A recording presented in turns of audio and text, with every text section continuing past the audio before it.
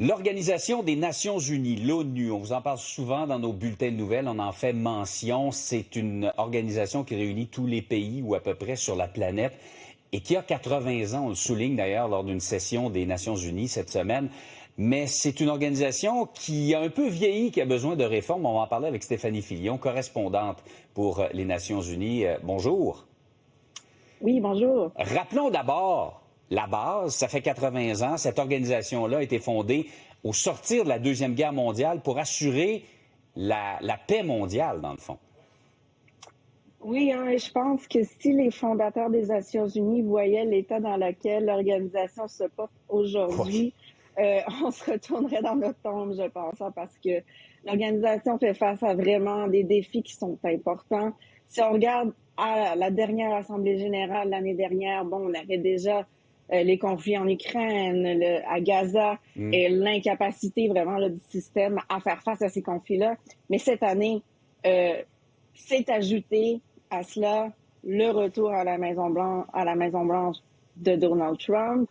Et Donald Trump qui veut vraiment mettre la hache sur les contributions financières des États-Unis à l'Organisation des Nations unies. Et imaginez, il y a 192 autres pays, mais les États-Unis contribuent 22% du budget de l'organisation. Et Donald Trump veut presque enlever la majorité des contributions financières, peut-être 90% des contributions. Donc là, ce qu'on fait face, c'est non seulement une crise politique, mais aussi une crise institutionnelle, mais aussi vraiment une crise fondamentale pour l'ONU qui perd du jour au lendemain, qui risque de perdre du jour au lendemain une grosse partie de son budget. Bien justement, même au-delà du point de vue financier, quand la plus grande puissance mondiale vous met de côté en disant que c'est pas si important que ça de l'ONU, point de vue crédibilité de l'organisation, ça fait mal. Oui, et c'est pas juste les États-Unis. Quand la Russie a décidé d'envahir l'Ukraine, c'est aussi un manque de respect là pour ce qu'on s'était entendu il y a 80 ans quand même, quand on a créé l'organisation.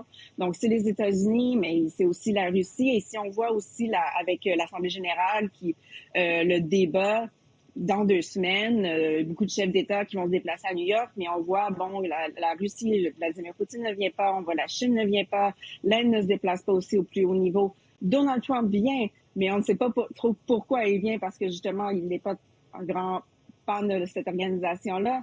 Donc, on voit beaucoup d'États se détacher un peu de l'organisation et aussi des valeurs dans lesquelles cette